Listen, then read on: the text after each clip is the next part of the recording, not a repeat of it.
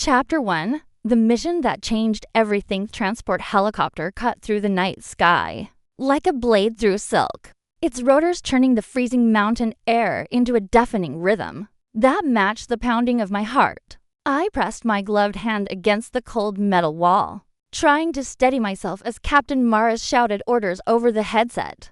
Listen up. Intel says we're dealing with a rogue pack 12 to 15 hostiles, highly aggressive. They've been picking off hikers and locals for 3 months. Command wants this clean and quiet. We go in, we neutralize the threat. We extract. Questions. I had questions. So many questions. But Lieutenant Kira Ashton didn't ask questions not anymore. Not after what happened in Kandahar. Not after I watched my entire unit get torn apart because I hesitated for 3 seconds. 3 seconds that cost 7 lives. Negative, sir, I said, my voice flat and professional. Beside me, Sergeant Derek Cole checked his rifle for the 3rd time. Derek was good people solid, dependable.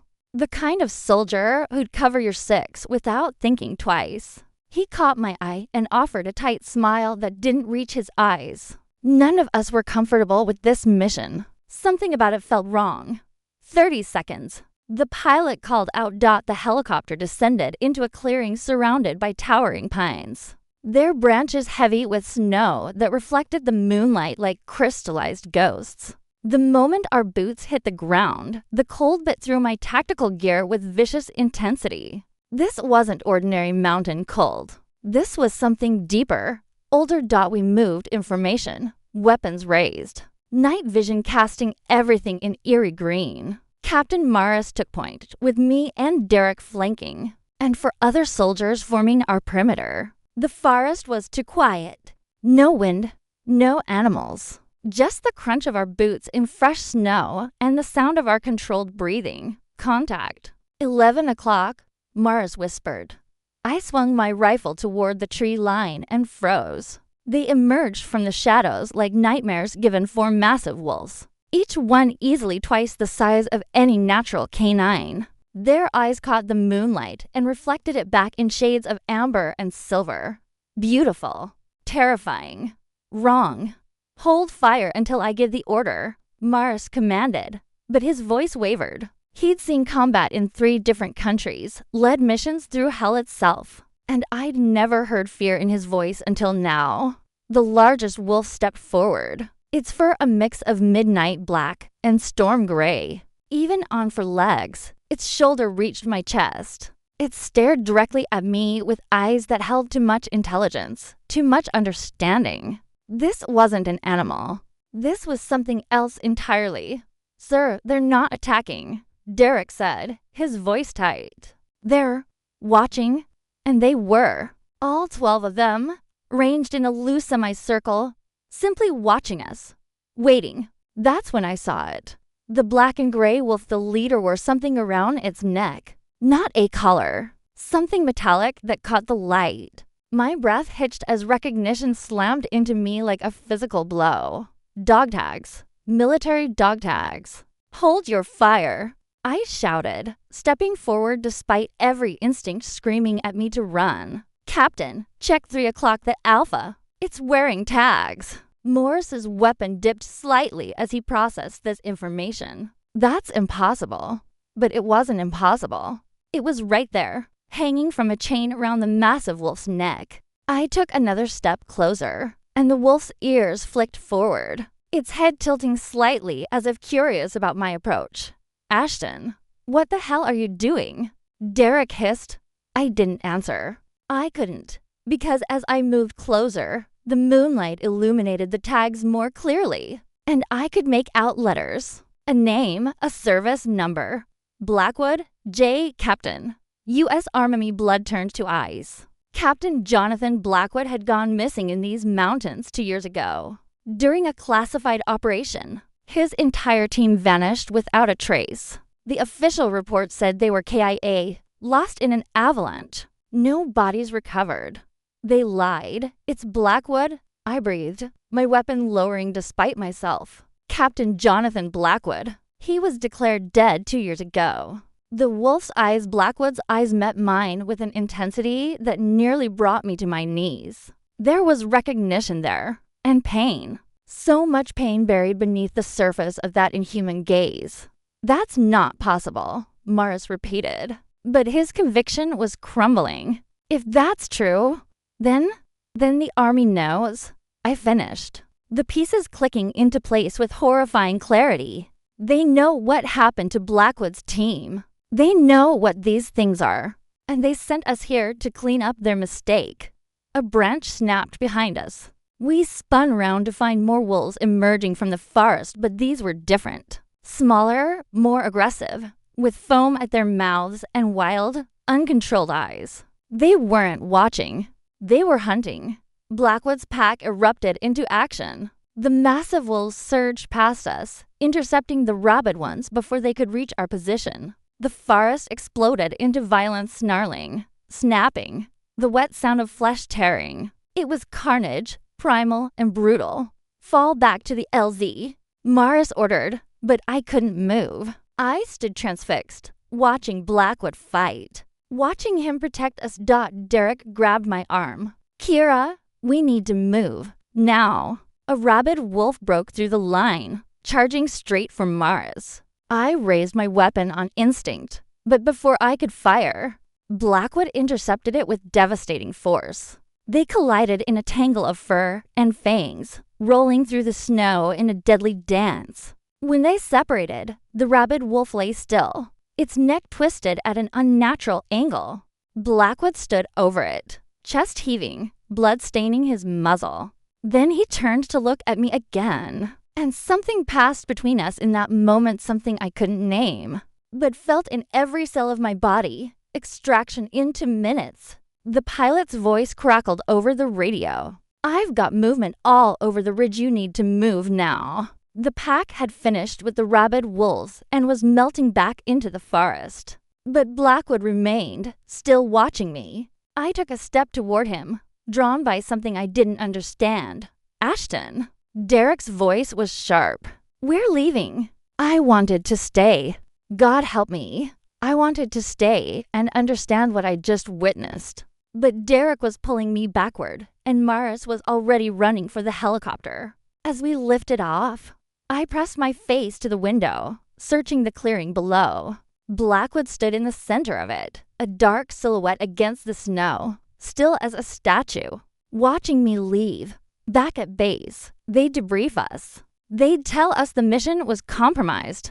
They'd probably bury this whole thing under a mountain of classified stamps and non-disclosure agreements. But I'd seen those dog tags. I'd seen recognition in those impossible eyes. And I knew, with absolute certainty, that I would come back.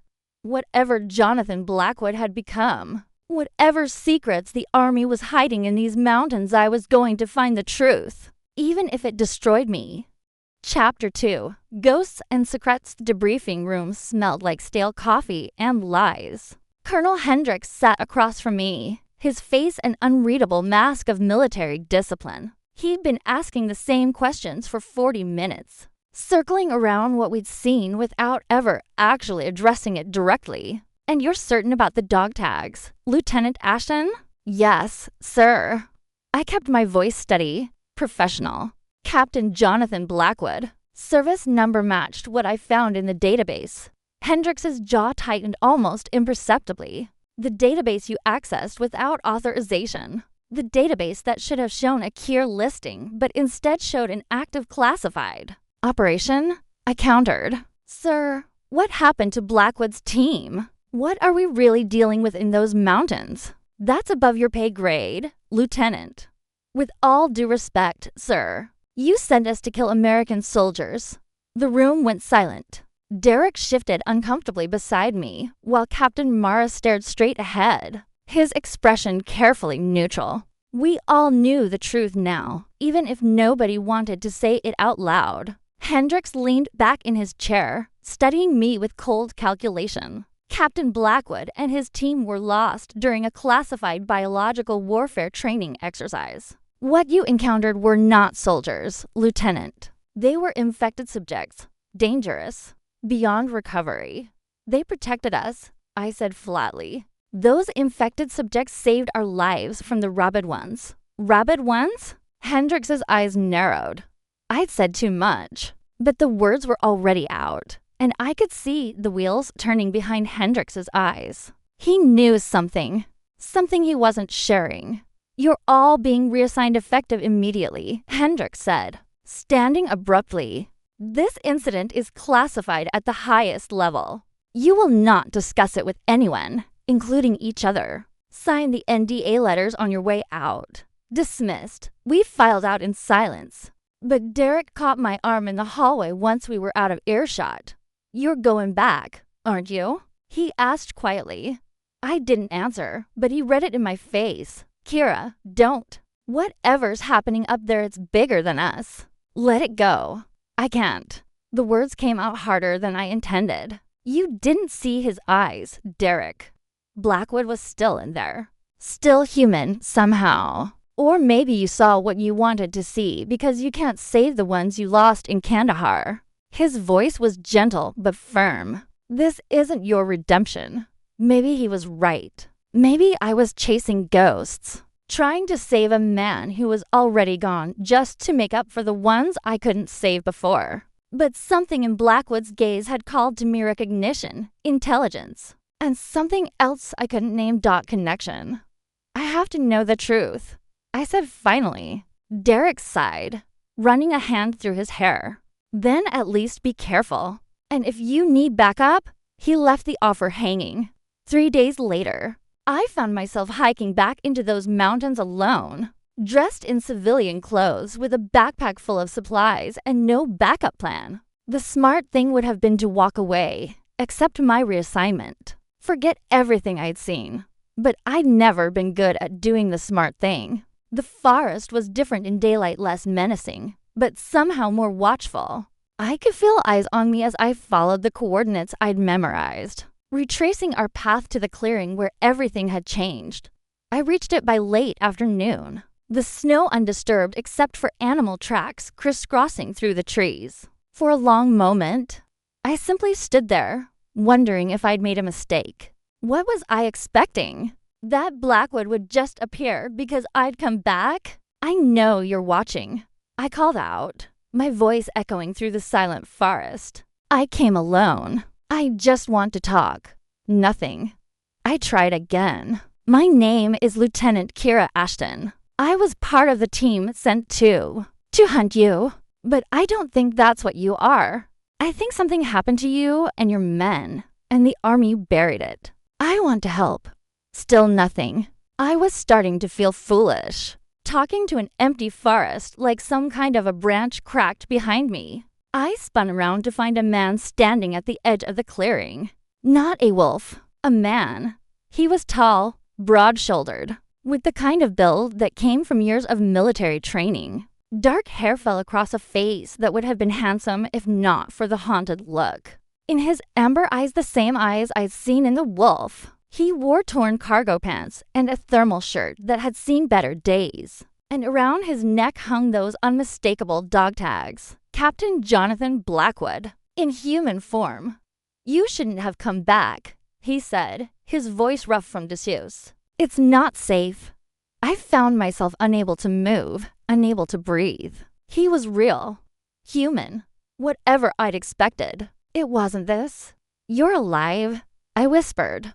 Depends on your definition of alive. He took a step closer, and I noticed the way he moved fluid, predatory. Like the wolf was still there beneath his skin. Why are you here? Lieutenant Ashton, I need to understand what happened to you. What you are. A bitter smile crossed his face. What I am, I'm a failed experiment. A weapon that broke free before they could use me. And now you're caught in the middle of something you can't possibly understand. Then help me understand, I said, taking my own step forward. The army thinks you're all rabid, uncontrollable. But that's not what I saw. I saw you protecting us. I saw intelligence, control. I saw a soldier, not a monster. Something flickered in his eyes, pain, hope, or maybe both. You saw what you wanted to see. No, I saw you. The words hung between us, heavy with meaning I didn't fully understand. Blackwood looked away, his jaw clenching. There are things happening in these mountains, Lieutenant. A war you just walked into the middle of. The rabid ones you encountered, they were test subjects like us, but the transformation broke them, made them mindless. And there are more coming. More? How many? Enough to make what you saw look like a warm-up. He finally met my eyes again. The facility that did this to us, it's still operational, still creating more. And they're hunting my pack because we're proof that their process is flawed, that we retain our humanity. My mind raced, connecting pieces. A biological warfare program. They were trying to create super soldiers. Werewolf soldiers, he corrected. Stronger, faster, nearly impossible to kill. Perfect weapons. Except we refused to be weapons. The weight of what he was saying settled over me. This wasn't just about Blackwood and his team. This was about dozens, maybe hundreds of people transformed into monsters against their will. I can help. I heard myself say, I can expose what they did to you and get yourself killed in the process. He shook his head. No, you need to leave. Forget you ever saw us and pray they don't decide you know too much. I can't do that. Why not? His voice rose with frustration. Why would you risk everything for people you don't even know? Because someone has to. The words came from somewhere deep inside me. From that place where guilt and duty twisted together. Because I've already failed people who needed me. And I won't do it again. Blackwood stared at me for a long moment. And I saw the war happening behind his eyes, the desire to trust fighting against years of betrayal. And survival. Finally, he spoke. If you stay, there's no going back. You'll be marked, hunted. Everything you know will be stripped away. I know. And you'll see things, do things that will change you forever. I thought about the 7 faces that haunted my dreams. About the weight I carried every day. Maybe I was already changed. Maybe this was exactly where I was supposed to be. I'm not leaving, I said with finality. Something shifted in his expression. Acceptance, resignation, or perhaps relief that he wouldn't have to face this alone anymore. Then I guess you'd better meet the rest of the pack. Chapter 3. The pack's heart. Blackwood led me deeper into the forest, moving with an effortless grace that made me feel clumsy by comparison. We didn't speak as we walked, but I was hyper-aware of his presence, the way he paused occasionally to listen. The protective way he positioned himself between me and potential threats I couldn't even see. After 20 minutes, we reached what looked like an abandoned mining camp. Several cabins stood in various states of disrepair, their walls weathered but sturdy enough. Smoke curled from one chimney, and I could see figures moving inside through dirty windows. They'll be wary of you, Blackwood said, stopping at the edge of the camp. Most of them have good reason not to trust the military. I'm not here as military, I said softly. I'm here as, I don't know what I am anymore. He looked at me then, really looked at me, and something in his expression softened. Yeah, I know the feeling. Before I could respond, the cabin door swung open and a woman emerged. She was striking tall and lean, with silver blonde hair pulled back in a braid, and eyes that assessed me with predatory precision. Even in human form, there was something distinctly wolf-like about her movements. You brought her here. The woman's voice was sharp, accusatory. John, have you lost your mind? Maya, this is Lieutenant Ashton. She came back on her own, alone, which makes her either brave or stupid. Maya crossed her arms, circling me slowly. Probably both. Do you have any idea what you've walked into, soldier girl? Some, I said, meeting her gaze without flinching. Enough to know you're not the enemy. Not the enemy? Maya laughed bitterly. Your people made us into this, experimented on us like lab rats. And when we escaped, they sent kill teams to clean up their mess. Why should we trust you? Because I'm not asking you to trust me, I said. I'm asking you to let me help. Help? Another voice joined the conversation, a man stepping out from behind the cabin. Younger than Blackwood, with red hair and a scar running down his left cheek. Lady, the only help we need is staying hidden long enough to figure out how to shut down that facility before they make more of us. Marcus has a point, Blackwood said quietly, but she might have access to intel we don't. Military channels, facility locations, or she's a plant, Maya interrupted. Sent here to infiltrate us, learn our weaknesses.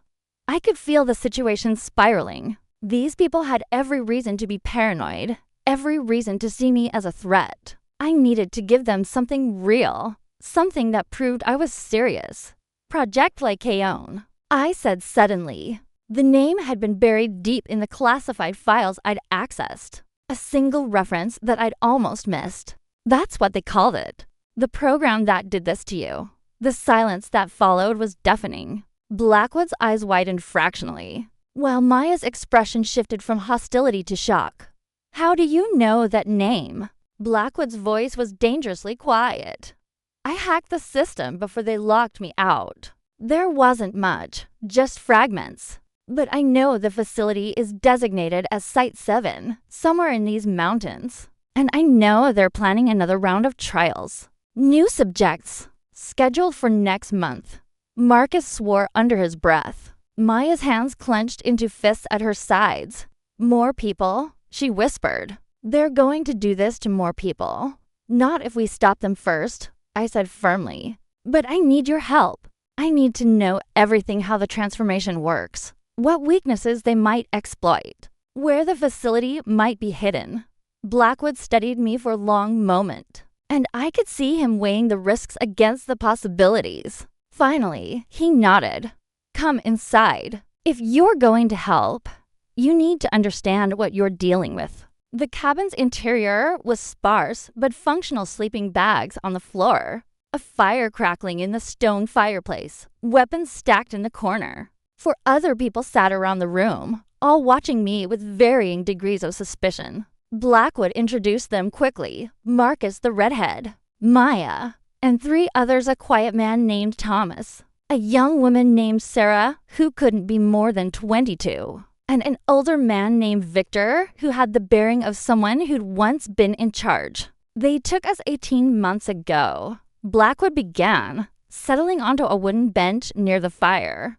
I sat across from him, aware of everyone's eyes on me. Victor was the CO of a special ops team investigating reports of unusual animal attacks. When his team went to investigate a research facility, they were ambushed, sedated. When we woke up, we were in cells. They told us we'd volunteered, Victor added, his voice gravelly, that we'd signed up for an experimental enhancement program. All lies. Sarah hugged her knees to her chest. I was a combat medic. They said I was being transferred to a new posting. Instead, I ended up strapped to a table while they injected me with. She trailed off, shuddering.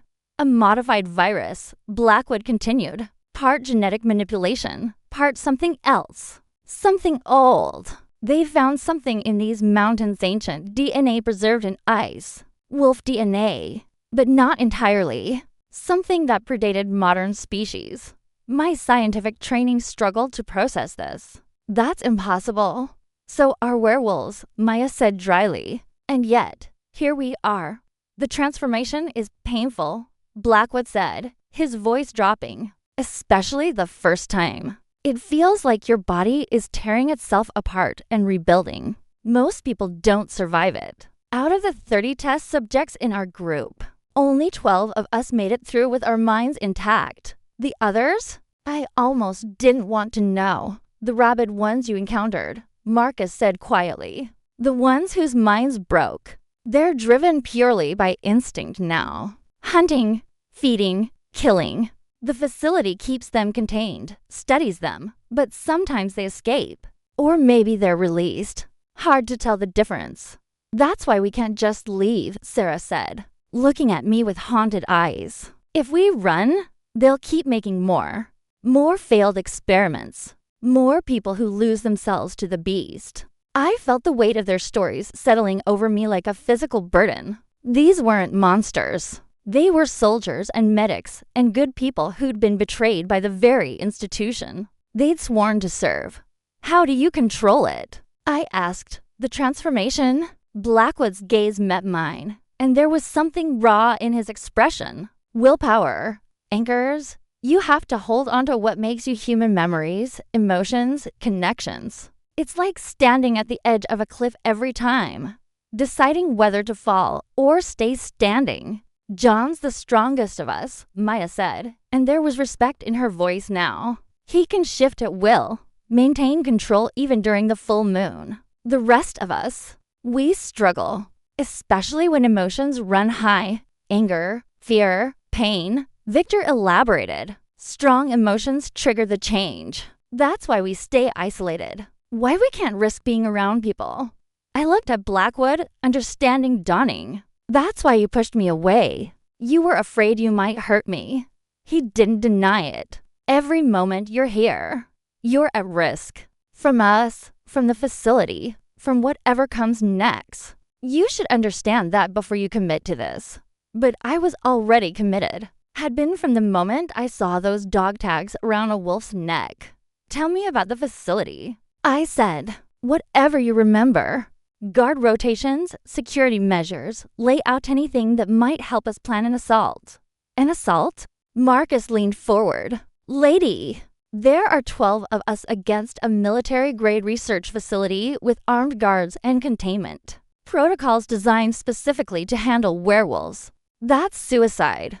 Maybe, I acknowledged. But it's better than waiting for them to hunt you down one by one. And if they're planning new trials next month, we have a narrow window to act. Blackwood stood and walked to a makeshift map pinned to the wall, hand-drawn, but detailed, showing the mountain range and several marked locations. We've been scouting for months, trying to narrow down the facility's location. It has to be underground, accessible by vehicle, but well hidden. Victor thinks it's here. He pointed to a valley on the eastern ridge, based on unusual power usage and supply convoy patterns. I studied the map, my tactical training kicking in. That terrain is defensible, but vulnerable to approach from 3 sides. If we could get inside, disable their communications first. Wait. Maya stood abruptly. You're actually planning this. You're serious about attacking the facility. I'm serious about stopping them, I said. Whatever it takes. Something passed between the pack members, a silent communication I couldn't quite read. Then Victor nodded slowly. If we're doing this, we need to do it right. No half measures. And we need to do it soon. Thomas spoke for the first time, his voice soft. Before the full moon in 2 weeks. After that, some of us won't be reliable. Blackwood turned back to me, and in his eyes I saw hope warring with fear. Are you sure about this, Kira? Once we start down this path, there's no turning back. He'd used my first name, not Lieutenant, not Ashton. Kira? It felt intimate, important. I'm sure, I said. Let's bring them down. Chapter 4. Learning to see in the dark. First 3 days at the camp were a crash course in survival and secrets. Maya taught me how to move through the forest without leaving traces, how to read the signs that marked pack territory, and how to identify the difference between a natural wolf and something far more dangerous. She was harsh but fair, and I sensed her hostility was slowly transforming into grudging respect. Thomas showed me the weapons cache they'd stolen from supply runs, mostly hunting rifles and handguns. Nothing that would punch through military-grade armor. We'll need better firepower, he said quietly. The facility guards carry automatic weapons. Silver-tipped rounds. Silver actually works? I asked, surprised. He smiled grimly. Not the way movies say. Won't kill us instantly. But it burns, disrupts the healing. Enough silver in your system, and you can't shift back. You get stuck between forms until... He didn't finish, but I understood. Until you went rabid. But it was Blackwood who consumed most of my attention. He kept his distance those first few days, always watching from the periphery, never quite meeting my eyes. I caught him staring sometimes when I was studying the map, when I was practicing knife work with Marcus, when I sat by the fire at night writing notes. His gaze felt heavy, weighted with things unsaid. On the fourth night, I found him alone outside the main cabin, standing at the edge of the clearing with his face tilted toward the sky. The moon was waxing, 3/4 full, and its light painted him in shades of silver and shadow. "Can't sleep?" I asked, approaching carefully. He didn't turn. Sleep's complicated when you share your head with something that dreams of running through the forest with blood on its teeth. The rawness in his voice made my chest tighten. Is it always like that? The wolf wanting to take control? Yes. He finally looked at me, and in the moonlight his eyes had that amber glow. But it's worse near the full moon. The pull gets stronger. Everything human in me has to fight just to stay standing here, having a conversation instead of shifting and vanishing into the trees. I moved closer, close enough to see the tension in his shoulders, the way his hands clenched and unclenched at his sides. What does it feel like? The wolf? Like drowning and flying at the same time.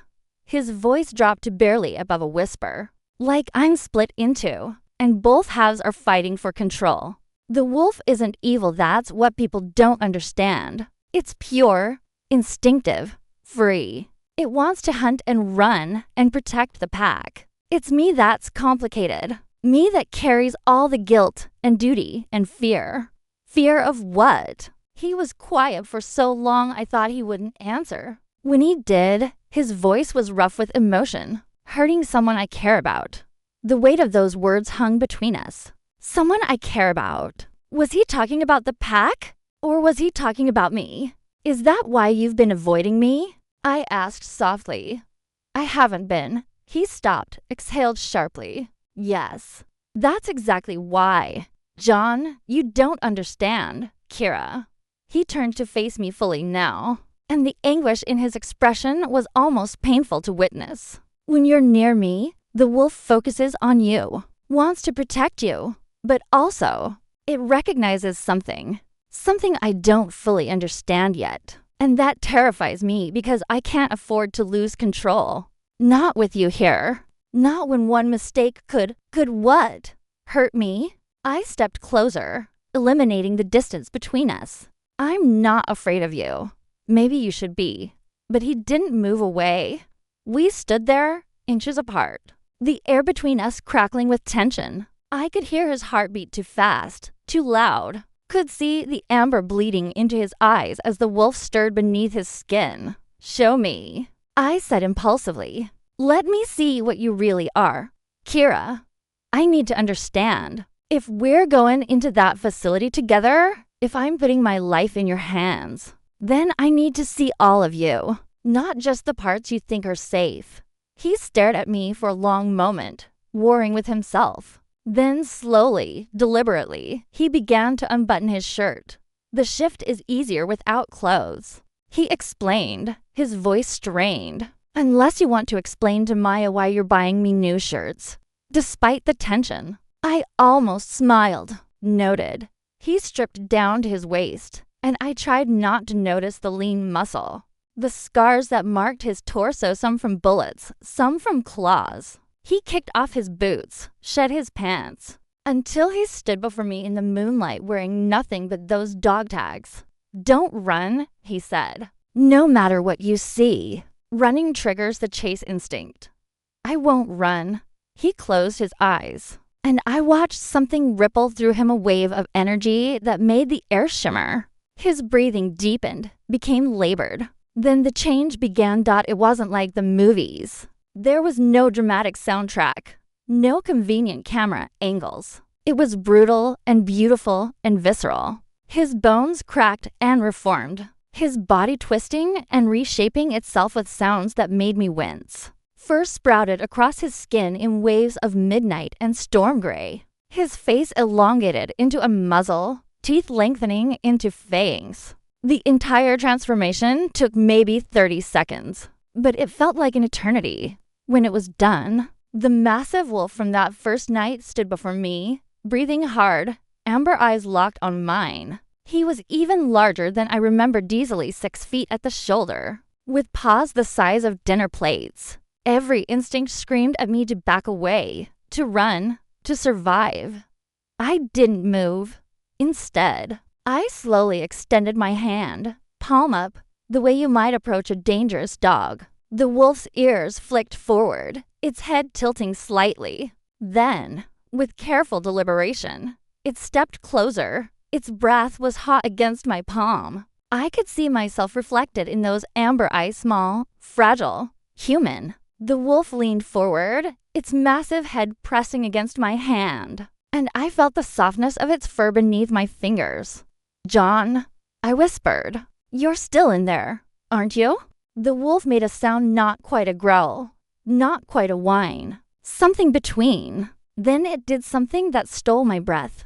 It laid down at my feet, head resting on its paws. In a posture of complete submission and trust, my hand trembled as I reached out again, running my fingers through the thick fur of its neck. The wolf's eyes closed, a rumble of contentment vibrating through its massive chest. "You're beautiful," I said, and meant it. We stayed like that for what felt like hours, but was probably only minutes. Me sitting in the snow beside a werewolf, my hand buried in its fur, feeling the steady rhythm of its breathing. There was something profound in the moment a trust offered and accepted, a bridge built between two worlds. Eventually, the wolf stirred. It rose to its feet, took several steps back, and I watched the reverse transformation. Bones cracking, fur receding, the massive form compressing back into human shape. Within moments, Blackwood stood before me again, naked and breathing hard, sweat glistening on his skin despite the cold. I quickly looked away, grabbing his discarded thermal shirt and offering it to him. He took it with shaking hands. "That's what I am," he said hoarsely. "That's the monster the army created.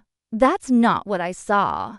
He looked up sharply. "What did you see?" I met his gaze steadily. "I saw someone who's fighting every day to hold onto his humanity. Someone strong enough to show his most vulnerable self to someone he barely knows. I saw trust, John, not a monster. Something broke in his expression, relief, gratitude, and something deeper I was afraid to name." He took a step toward me, then another, until we were close again. Close enough that I could feel the heat radiating from his skin, could see the way his chest rose and fell with each breath. "You're not what I expected," he said softly. "What did you expect? Someone who would run, someone who would see the wolf and only see something to be destroyed." His hand lifted, hesitated, then gently tucked a strand of hair behind my ear. The gesture was achingly tender. Not someone who would sit in the snow and call me beautiful. My breath caught. His hand lingered near my face, and I could feel the restraint in him, the careful control. He wanted to touch me, but was afraid of what it might mean, afraid of what he might feel. "John," I said quietly, "I'm not going anywhere." "You should," he whispered, but his hand dropped to cup my cheek anyway. "You should run as far from this as you can. And yet here I am." His thumb traced my cheekbone with devastating gentleness. "Here you are." The moment stretched between us, fragile and electric. I could feel the pull magnetic, undeniable, like gravity itself was drawing us together. His eyes dropped to my lips, and I knew he was going to kiss me. Knew it with the same certainty I knew my own name. "John, Kira." Marcus's voice shattered the moment like breaking glass. "We've got movement on the North Ridge. Multiple contacts. We need everyone inside now." Blackwood's hand dropped immediately, his entire body tensing. "How many?" "At least 6. Could be scouts from the facility." The spell was broken. Blackwood was already moving, pulling his clothes back on with practiced efficiency. But before he headed toward the cabin, he turned back to me one more time. "We'll finish this conversation," he said, and it sounded like a promise. "I'm counting on it," I replied. Chapter 5. When wolves come calling, cabin erupted into controlled chaos. Maya was already at the window with binoculars, tracking movement through the trees. Victor distributed weapons while Sarah secured their few valuable supplies in a hidden compartment. Beneath the floorboards, 6 hostiles confirmed, Maya reported, moving in standard tactical formation. Military training. Definitely not rabid wolves. Facility security teams, Victor said grimly. They've found us. Blackwood was beside me in seconds, pressing a Glock into my hand. You remember how to use this. I'm a soldier, John. Not a damsel. A ghost of a smile crossed his face despite the tension. Good, because I need you covering the east window. They'll try to flank us. I moved to position, checking the magazine and chambering around. Through the dirty glass, I could see shadows moving between the trees' shapes that moved too deliberately, too coordinated to be anything but human. Or at least, mostly human. Are they shifters? I asked. Some. Thomas answered from his position near the door. The facility uses them as hunters. Volunteers who underwent the process willingly, who stayed loyal to their creators. How do we tell the difference between them and you? You can't, Blackwood said flatly. Not until they shift. And by then, it's usually too late. Maya lowered her binoculars, her expression dark. They're not attacking. They're surrounding us. This is a containment operation. They want us alive, Victor realized. For study. For breeding stock. The words sent ice through my veins. These people had already been through hell, transformed against their will, forced to flee. And now their creators wanted them back like escaped lab animals. That's not going to happen, I said firmly. Blackwood looked at me, something fierce and protective flaring in his eyes. No, it's not. A voice echoed through the forest, amplified by a megaphone. Subjects Delta through Omega, you are ordered to stand down and surrender. Compliance will result in minimal consequences. Resistance will be met with lethal force. Subjects, Maya spat. We're not even people to them. There's a seventh person, Sarah said suddenly, her voice tight with fear, moving faster than the others, coming straight for us. I caught movement through my window, a blur of motion that resolved into a figure sprinting through the snow with inhuman speed. Then it leaped, impossibly high, and I watched in horror as it transformed midair. The wolf that crashed through the cabin's side window was smaller than Blackwood, with rust-colored fur and eyes that held no intelligence, no humanity, just hunger and madness. A rabid one dot, it landed in the center of the room, snarling, foam dripping from its jaws. Sarah screamed. Marcus swung his rifle around, but the wolf was already lunging. Blackwood moved faster than thought. One moment he was human, the next he was in mid-transformation, his body erupting with fur and muscle as he intercepted the rabid wolf mid-leap.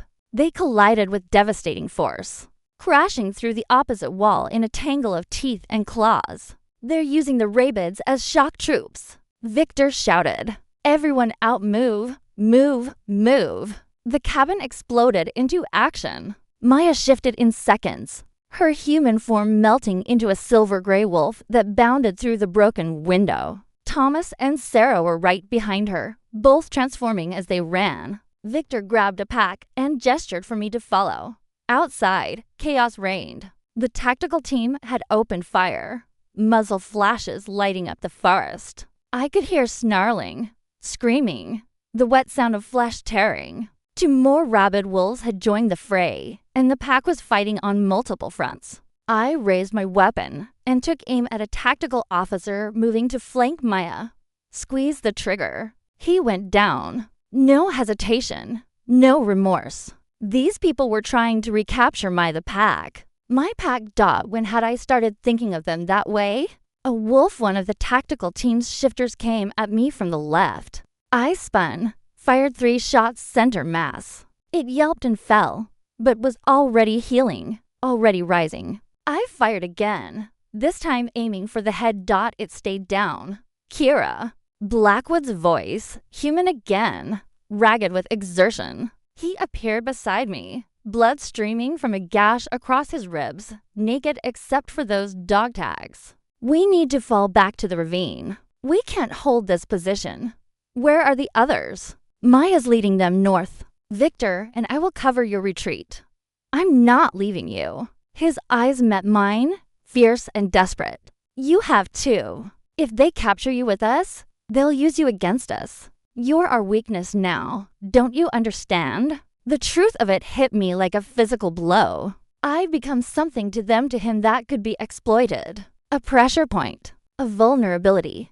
Then we all leave, I said. Together. A rabid wolf burst from the tree line, charging straight for us. Blackwood shifted instantly, meeting it head-on. They rolled across the snow, a blur of fur and violence. I tracked the other tactical officers with my weapon, providing cover fire as best I could. Then I saw him, a man in a white lab coat standing at the edge of the clearing, flanked by two heavily armed guards. He was watching the chaos with clinical detachment, speaking into a radio. Even from this distance, I could see the calculating coldness in his expression. Dr. Nathaniel Cross. I knew him from the classified files, the lead researcher on Project Lycaon, the architect of all this suffering.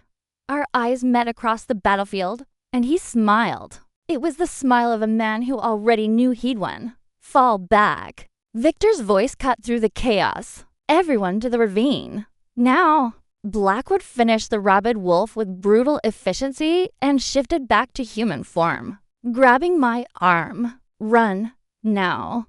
We ran. The forest became a blur of snow and shadows, gunfire echoing behind us.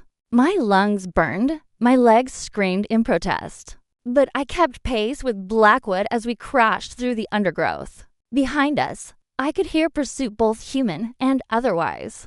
The ravine appeared suddenly, a deep cut in the earth hidden by snow and pine branches. Maya was already there, human again, helping Sarah down. Thomas stood guard at the edge, rifle raised. Jump, Blackwood said. There's water at the bottom middle, hide our scent.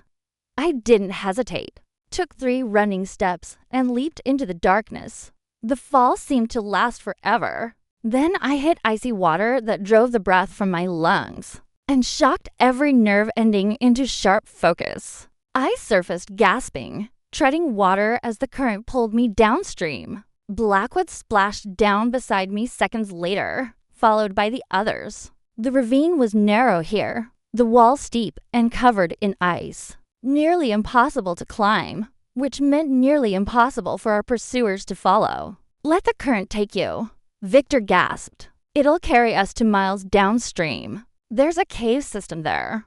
We let the river have us. The freezing water numbing extremities and washing away blood and fear in equal measure. By the time we dragged ourselves onto the far bank, I couldn't feel my fingers or toes. My teeth chattered so hard I thought they might crack. Blackwood pulled me against him immediately, his body heat almost painful against my frozen skin. Stay with me. The cave's just ahead.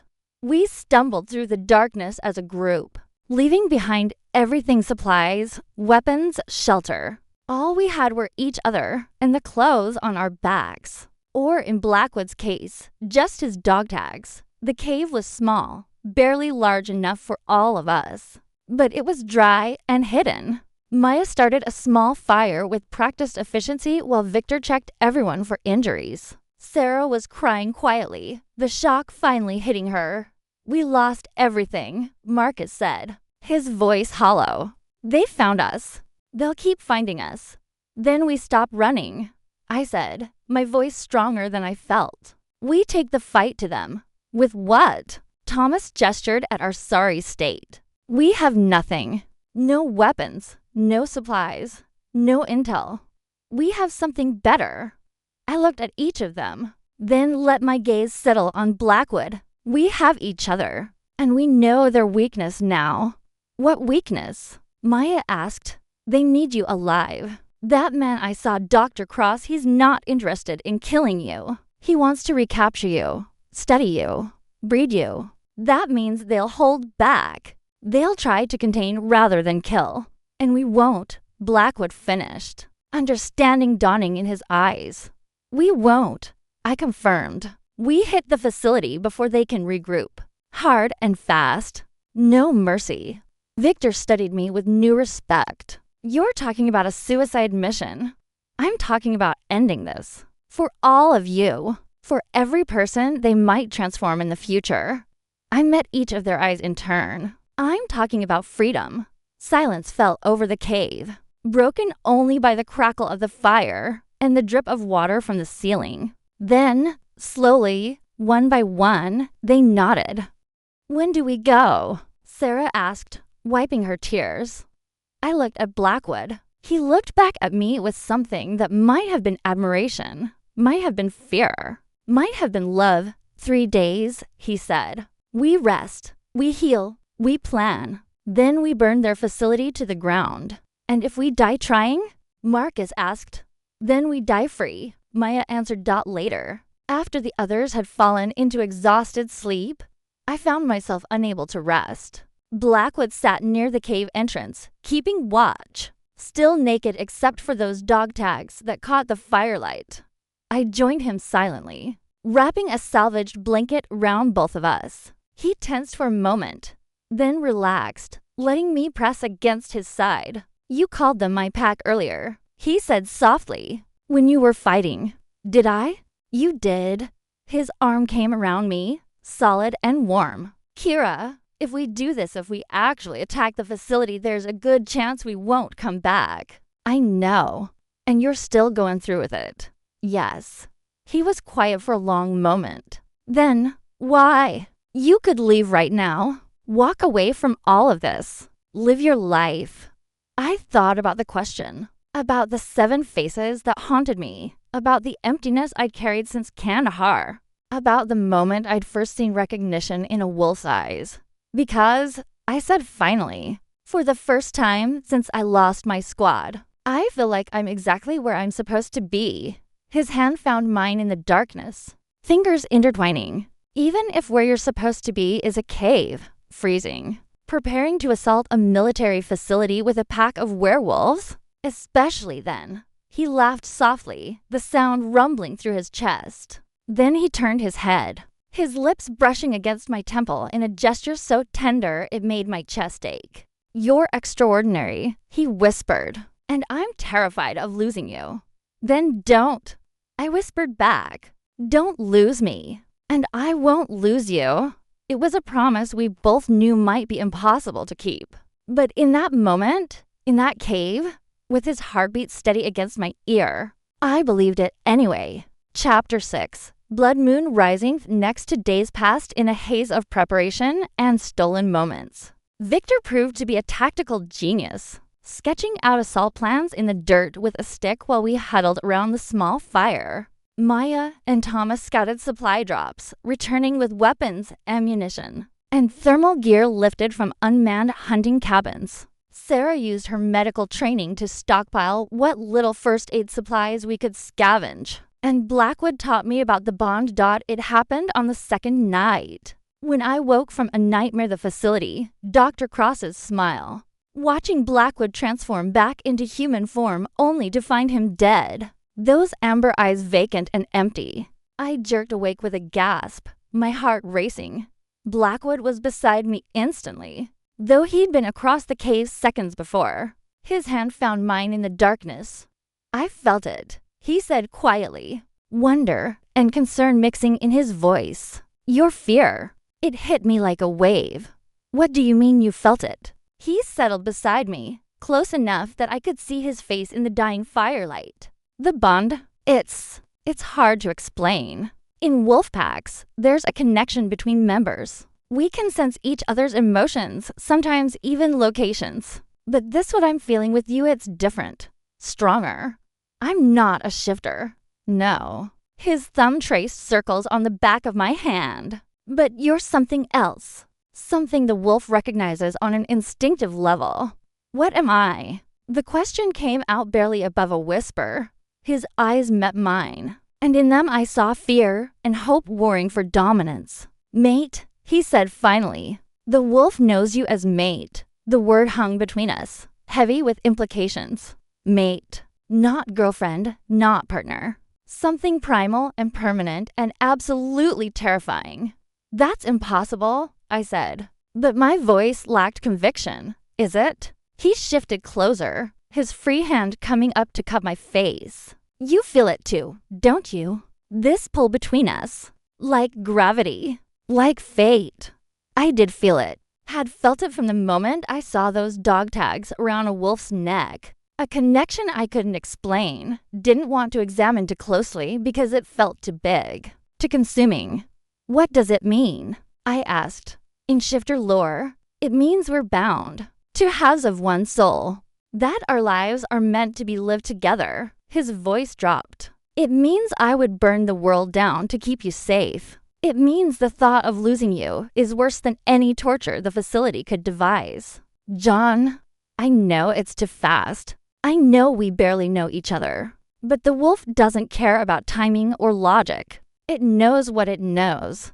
He leaned his forehead against mine. And I'm terrified because in 3 days we're walking into hell. And if something happens to you, I don't think the human part of me will survive it. My breath caught. This man, this impossibly strong, fierce, protective man was vulnerable for me in a way that made my chest ache. He'd shown me his wolf, his weakness, his fear. Now he was showing me his heart. Then we both come back, I said firmly, because I'm not ready to lose you either. His lips found mine in the darkness, gentle at first, questioning. I answered by pressing closer, my hands sliding up to tangle in his hair. The kiss deepened, became something desperate and claiming. His arms came around me, pulling me against him, and I could feel the tremor running through his body, the barely controlled restraint. When we finally broke apart, both breathing hard, his eyes had gone full amber. The wolf wants to claim you, he said hoarsely. Bite you, mark you as mine. It's taking everything I have not to. Then don't. The words surprised us both. Kira, you don't understand what that means. A mate bite is permanent. It would tie you to me, to the pack. You'd feel everything I feel. You might even gain some of our abilities' enhanced senses, faster healing. But you'd also be marked as pack. The facility would hunt you the same way they hunt us. They're already hunting me, I pointed out. I attacked their security team. I know about Project Lycaon. I'm a liability either way. This is different, is it? I pulled back enough to look him in the eye. Or are you afraid that if you claim me, if we complete this bond, it'll make losing each other hurt more? He flinched like I'd struck him. Yes, he admitted. I'm terrified. I've already lost so much. Kira, my career, my humanity, my team. If I lose you too, you won't. I took his face between my hands, forcing him to hold my gaze. We're going to storm that facility. We're going to shut down Project Lycaon. And we're going to come out the other side, together. And I want to do it as yours. Completely. You don't know what you're asking. Then show. Me? Something broke in his expression, the last wall crumbling. His hand slid to the back of my neck, gentle but possessive. If I do this, there's no taking it back. You'll be mine, and I'll be yours. Forever. Promise? He kissed me again, deeper this time, and I felt the change ripple through him, not a full shift, but something in between. His canines lengthened slightly. His grip became stronger. When his lips left mine to trail along my jaw, down to my throat, I tilted my head back in offering. This will hurt, he warned, his breath hot against my skin. I trust you. His teeth sank into the junction between my neck and shoulder.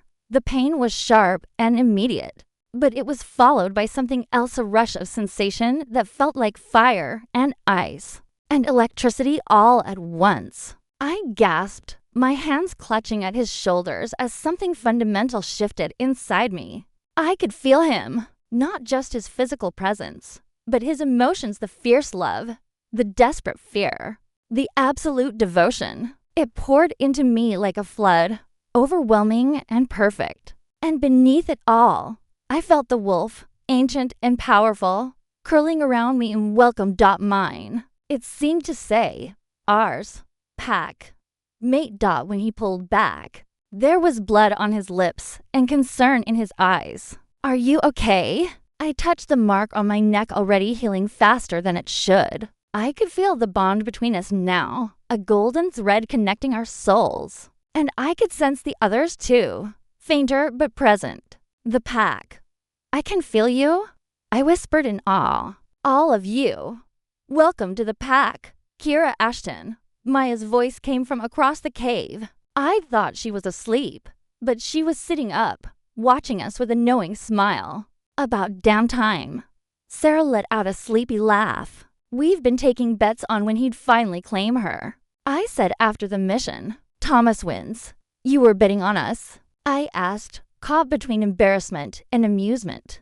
We're wolves, Victor said dryly, not opening his eyes. We can smell the mating bond forming from a mile away. You two weren't exactly subtle. Blackwood had the grace to look sheepish. Sorry for waking everyone. Don't be sorry, Marcus said, finally sitting up.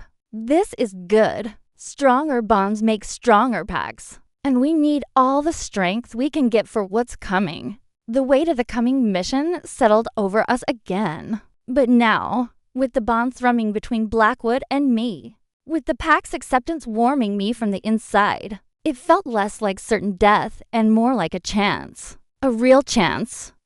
Blackwood's hand found mine, our fingers intertwining. Through the bond, I felt his determination matching my own. Tonight, he said. We end this tonight. The pack moved into action, and I moved with them. No longer human, but not quite wolf either. Something new. Something in between dots, something ready to fight. Chapter 7. Before the stormed hours before the assault felt both endless and impossibly brief. We moved through the forest like ghosts, the pack instinctively falling into formation with Blackwood at the point and me at his side. I could feel them through the bond now, their determination, their fear, their readiness. It was intoxicating and terrifying in equal measure. My enhanced senses were still new, still overwhelming. Every sound was amplified, the crunch of snow beneath boots, the whisper of wind through pine branches, the distant call of a hawk. I could smell things I'd never noticed before. The copper tang of old blood on Marcus's jacket, the antiseptic scent of medical supplies in Sarah's pack, the unique musk of each pack member that identified them as clearly as a fingerprint. You're adjusting quickly, Blackwood said softly, his hand finding mine as we walked. Through the bond, I felt his pride mixed with concern.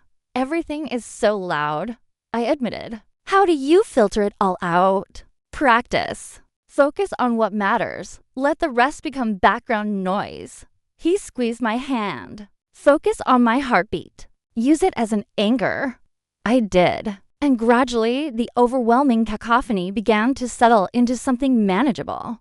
His heartbeat became my center, steady and strong. We reached the ridge overlooking the valley by mid-afternoon. Below us, hidden among the trees and built into the mountainside itself, was the facility. From this distance, it looked innocuous, a few outbuildings. What appeared to be a maintenance shed, a parking area with several vehicles. But I could see the telltale signs Victor had taught me to recognize. The reinforced doors, the security cameras, the way the tree line had been carefully cleared in a specific pattern to create killing fields. And most damning of all, the ventilation system built into the rock face evidence of extensive underground construction. That's where they kept us, Sarah said quietly, pointing to the mountainside entrance. 3 levels down. Cells on the lowest level, labs on the second, command center, and barracks on the first. How many guards? I asked. When we escaped? 30, maybe 40.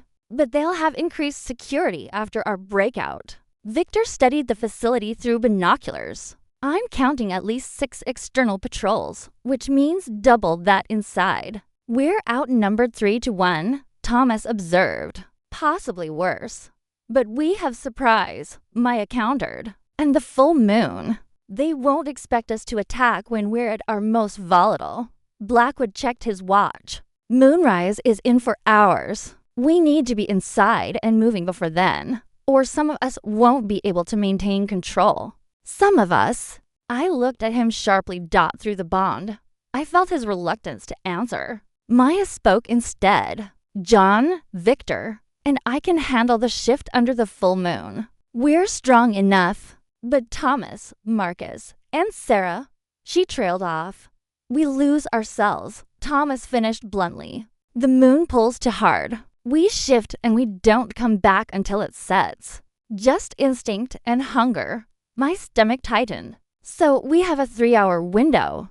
Get in. Shut down the facility. Get out all before moonrise, or we lose half our force. And if we're still inside when the moon rises? I was almost afraid to ask. Then pray you're not in our way, Marcus said grimly. The weight of the timeline settled over us. Victor began issuing orders, dividing us into teams. Maya, Thomas, and I would take the command center while Blackwood, Victor, Marcus, and Sarah headed to the lab level to destroy the research and free any remaining subjects. We separate. I couldn't keep the protest from my voice. Through the bond, Blackwood felt my surge of anxiety. He pulled me aside, away from the others. I need you on the command level. You're the only one who can interface with their military systems, shut down communications, trap them inside. I should be with you. You are with me. He pressed his hand over my heart. Always. Through the bond. I'll know if you're in danger, and you'll know if I am. His voice softened. But I need to know you're somewhere safer. The lab level is where they keep the rabids, where the experiments happen. It's going to be a bloodbath. And you think the command center will be safe? Safer. He corrected. Maya is the best fighter we have besides me. She'll protect you. I wanted to argue, to insist we stay together. But tactically, he was right. And I could feel through the bond that his fear for my safety was eating at him, making it hard for him to focus. Okay, I said finally. But you come back to me, John Blackwood. That's an order. He smiled, and it transformed his face from haunted to almost boyish. Yes, ma'am. Then he kissed me deep and desperate and full of everything we hadn't had time to say. When we broke apart, both breathing hard, he rested his forehead against mine. I love you, he said. I need you to know that. Whatever happens down there, don't. I pressed my fingers to his lips. Don't say goodbye. We're both walking out of there. Kira, promise me. My voice cracked. Promise me you'll fight to come back. Through the bond, I felt his anguish. His desperate need to protect me warring with the knowledge that he couldn't guarantee anything. Finally, he nodded. I promise. And you promise me the same. I promise.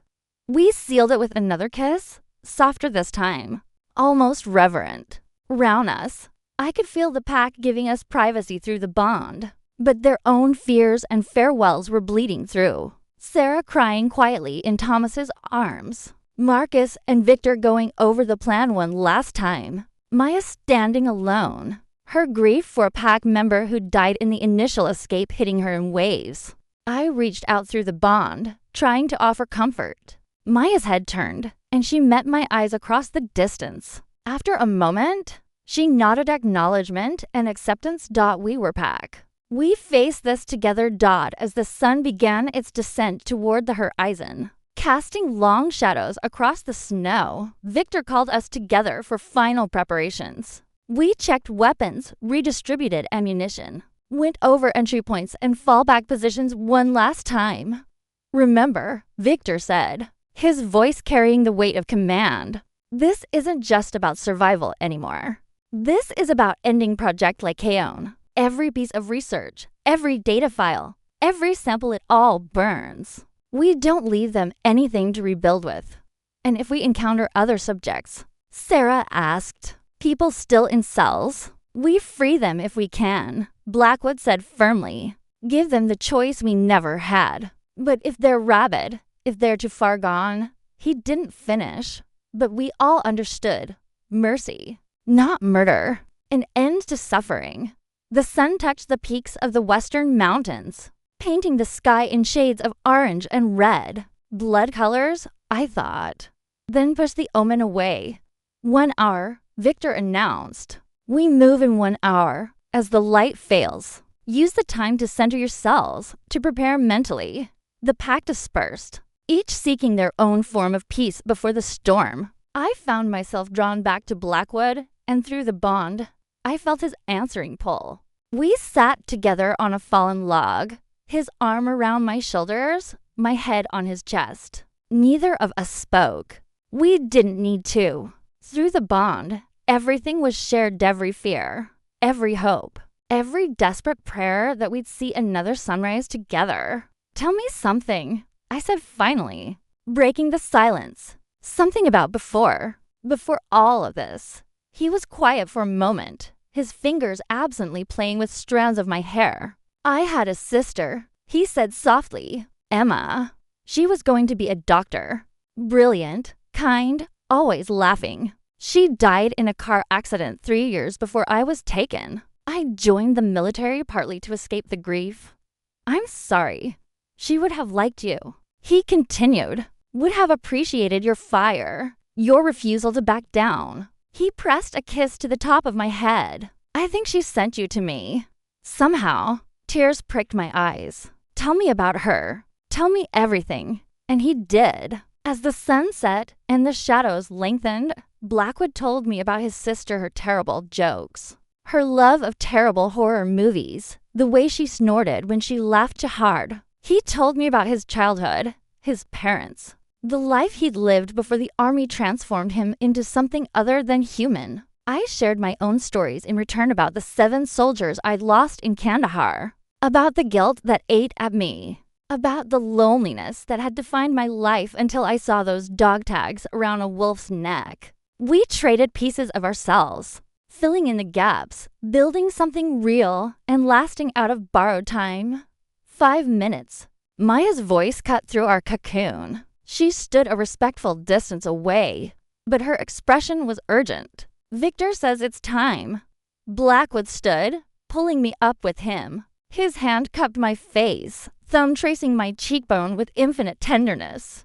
Whatever happens, he said, you gave me something I thought I'd lost forever. Hope. Then hold onto it. I whispered, and fight like hell to keep it. He kissed me one last time, soft and sweet and full of promises. Then he stepped back, his expression shifting from tender to tactical. Let's end this, he said. The pack assembled, weapons ready, faces grim with determination. Through the bond, I felt their collective resolve, their readiness to die if it meant stopping Project Lycaon. But we weren't planning to die. We were planning to win. Move out, Victor commanded. We descended toward the facility as the last light bled from the sky. 7 warriors against an army, bound by trauma and choice and love. The war was about to begin. Chapter 8, Into the Beast's Lair. Facility's outer perimeter was easier to breach than expected. Too easy. Maya signaled the all clear as we slipped past the first checkpoint. And through the bond, I felt Blackwood's suspicion mirroring my own. The guards were present, but distracted, their patrol patterns sloppy. Either they were unprepared, or it's a trap. I whispered to Maya as we pressed against the outer wall. I know. Her eyes glowed amber in the darkness. They're funneling us toward the main entrance. Question is, do we take the bait or find another way in? Through the bond, I reached for Blackwood. He was already inside with his team, moving through the maintenance tunnels. I felt his responsive pulse of acknowledgement and concern. Then words formed in my mind, not spoken, but somehow transmitted through our connection. They know we're here. Stay alert. Love you. The intimacy of it stole my breath. This was new, the bond allowing actual communication, not just emotions. Love you too. Be careful. They're inside. I told Maya. John says the facility knows we're coming. Thomas crouched beside us, checking his rifle. Then we moved fast and hit hard. No stealth, just speed and violence. Maya nodded sharply. Kira, once we're in, you have 60 seconds to reach the command center and lock down their communications. Every second after that, they'll be calling for reinforcements. Understood. We breached the main entrance with controlled chaos. Thomas kicked the reinforced door hard enough to buckle the metal, and we poured through into a stark white corridor that smelled of antiseptic and fear. 2 guards barely had time to raise their weapons before Maya was on them, moving with inhuman speed. I ran, my new senses guiding me through corridors that all looked the same. The mate mark on my neck burned hot, pulling me toward Blackwood even as I forced myself in the opposite direction. Through the bond, I felt his team engaging hostiles to levels down the sharp spike of adrenaline, the primal satisfaction of the hunt. The command center door appeared ahead, flanked by 4 armed guards. They opened fire without hesitation. I dove left as bullets chewed through the wall where I'd been standing. Maya came from the right, a blur of silver fury, while Thomas laid down suppressing fire. The guards didn't stand a chance against shifter speed and trained military precision. But the gunfire had announced our presence to everyone in the facility. 30 seconds. Maya shouted as I reached the command center terminal. My fingers flew over the keyboard. Muscle memory from countless military briefings taking over. Communications ray disabled. External doors locked. Internal security cameras looped to show empty corridors. I was good, but the facility's systems were better protected than I'd anticipated. Come on. I muttered, bypassing firewall after firewall. An alarm began to wail high and piercing and designed to trigger panic. Through the bond, I felt Blackwood's sharp concern. Kira? I'm fine. Almost through. A countdown appeared on the screen. Lockdown protocol initiated. 60 seconds until the entire facility sealed itself with us inside. My heart hammered against my ribs. 50 seconds. I found the root access. Started uploading the virus Victor had designed to corrupt their research files. 40 seconds. We've got company. Thomas called from the doorway. 30 seconds. The virus was uploading, but slowly. Too slowly. 20 seconds. Kira. Maya's voice was urgent. Not yet. My fingers flew across the keys, forcing the upload speed higher, sacrificing stealth for raw processing power. 10 seconds. The upload completed. I slammed the execute command and felt a vicious satisfaction as the system began corrupting files, wiping servers, destroying months of research in seconds. Done. Let's move. We ran from the command center as the facility's lockdown completed, with a series of heavy metallic thuds. The exits were sealed. We were trapped inside with an unknown number of hostiles. Through the bond, I reached for Blackwood again. His response came immediately, but it was strained, distracted by combat. Lab level secure. Heavy resistance. Where are you? Command level. Heading to extraction point. No. Don't. His warning cut off as something slammed into me from the side, driving me into the wall with enough force to crack the plaster. I rolled, my new reflexes saving my life as claws raked through the space where my head had been. A shifter, but not one of ours. He was lean and feral, with patchy fur and eyes that held a glimmer of intelligence. Not fully rabid, but not entirely sane either. A partial success. The worst kind. New subject, he hissed, his voice caught between human and wolf. Female. They'll want you alive. He lunged again. I fired 3 shots center mass, but he barely flinched. Accelerated healing. I needed a headshot or silver, and I had neither. Maya intercepted him mid-leap, and they collided in a tangle of teeth and claws. She was faster, better trained, but he was desperate and had nothing to lose. They crashed through a window into an adjacent lab, leaving me with Thomas and a corridor full of approaching hostiles. Go. Thomas shoved me toward a side passage. Find Blackwood. I'll cover. A burst of automatic gunfire cut him off. He went down hard, blood blooming across his chest. Through the bond, I felt the pack's collective anguish. Thomas's pain, Marcus's rage, Sarah's terror, Blackwood's devastating guilt for splitting us up. Thomas. I dropped beside him, pressing my hands to the wounds. Too many wounds. Too much blood. Go, he gasped. His eyes were already starting to glow, the wolf rising in response to mortal injury. Moon's coming. Can't hold it back. I'm not leaving you. You have to. His hand found mine, squeezed weakly. Tell Marcus. Tell him I'm sorry. I won't be there to watch his back. Through the bond, I felt Marcus's howl of grief even before I heard it echo through the facility's corridors. The sound was inhuman, anguished, a brother mourning a brother. Thomas's body began to convulse, bones cracking as the forced shift took hold. But something was wrong. The transformation was happening too fast, too violently. His wounds weren't healing. If anything, they were getting worse as his body tried to change around the damage. Silver bullets. I realized with horror. They're using silver. Thomas's eyes met mine one last time. Still human despite the wolf trying to emerge. Run? He whispered. Then the shift completed. And what rose from the floor was something neither wolf nor mana-twisted thing. Dying and dangerous in equal measure. It threw back its head and howled, a sound of pure agony that raised every hair on my body. I ran. The corridors blurred around me as I sprinted toward the lab level, following the bond like a compass pointing home.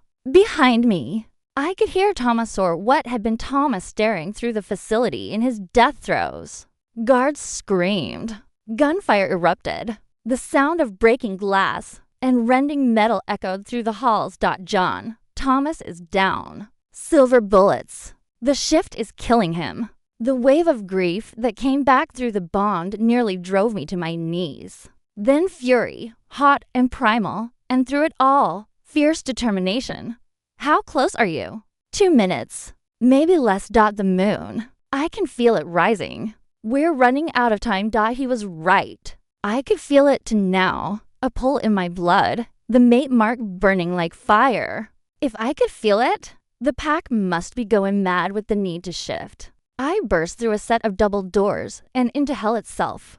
The lab level was a war zone. Bodies, human and shifter alike, littered the floor. The air was thick with smoke and the copper scent of blood. And in the center of it all stood Dr. Cross, flanked by two massive shifters in hybrid form, walking nightmares with wolf heads on human bodies. All claws and teeth and barely controlled aggression.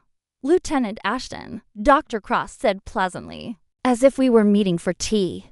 How delightful. I was hoping to acquire you for study. The first human to survive a mate bond with one of our subjects. The data you could provide would be invaluable. Blackwood stepped from the shadows, blood spattered and furious, his eyes burning amber. When he saw me, relief flooded through the bond so strongly it made me dizzy. But then his gaze moved past me, searching for the rest of my team.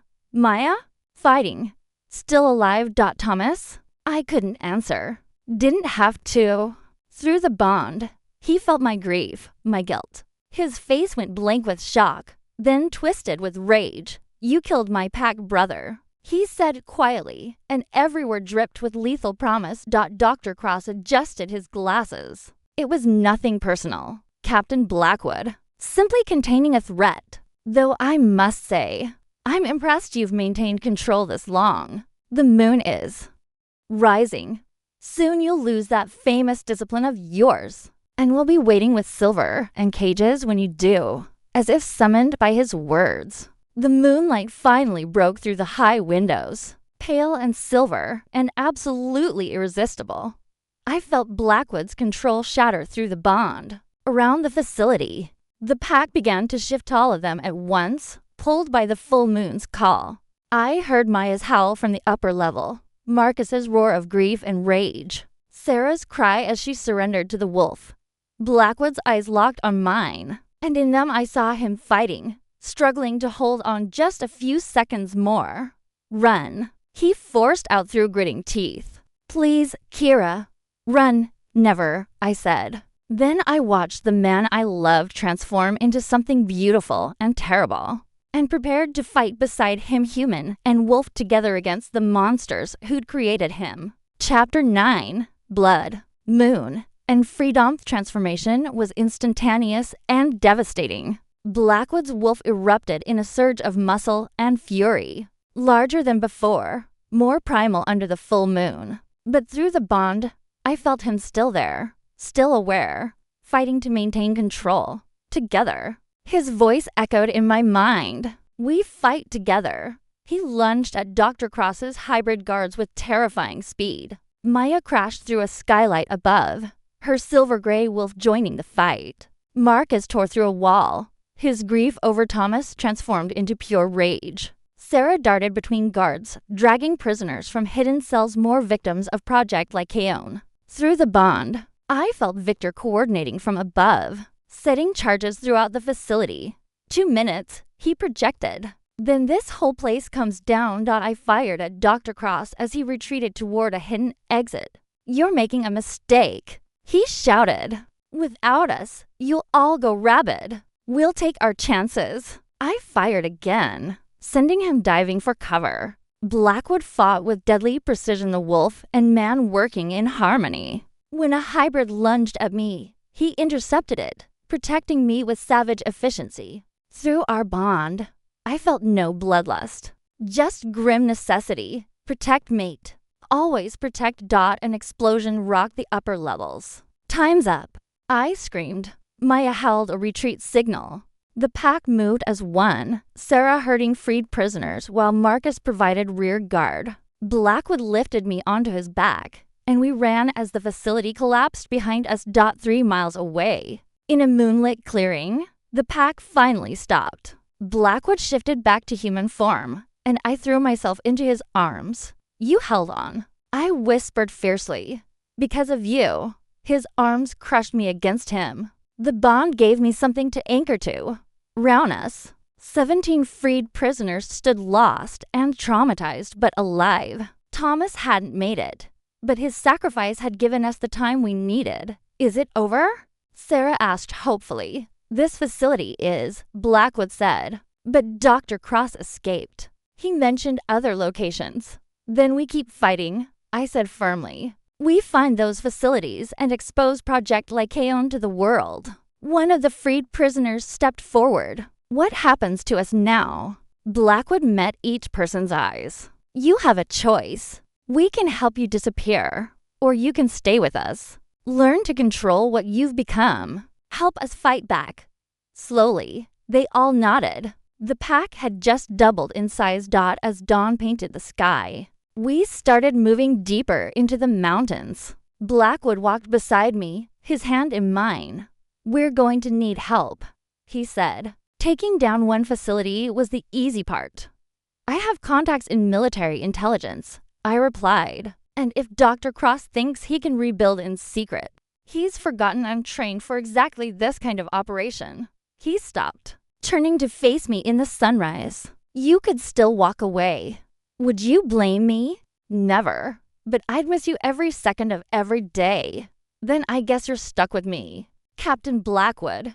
He kissed me as the sun broke over the horizon and around us. The pack celebrated despite their exhaustion and grief. After we rest, Blackwood said to everyone, "We hunt. We find every facility, every researcher, and we burn it all to the ground. Together." I added, "Together." The pack echoed through the bond. We walked into the sunrise ready for people bound by trauma and choice. We'd lost Thomas, but we'd gained purpose, unity, and absolute conviction that we'd fight for each other until our last breath. The war against Project Lycaon wasn't over, but we weren't victims anymore. We were a pack, a family, a force of nature, and we were done running. 6 months later, I stood before a Senate subcommittee with evidence that would expose Project Lycaon to the world. Blackwood waited outside with witnesses ready to testify. The fight had just begun. But for the first time since Kandahar, I felt like I was exactly where I was supposed to be, fighting beside people I loved, for something that mattered.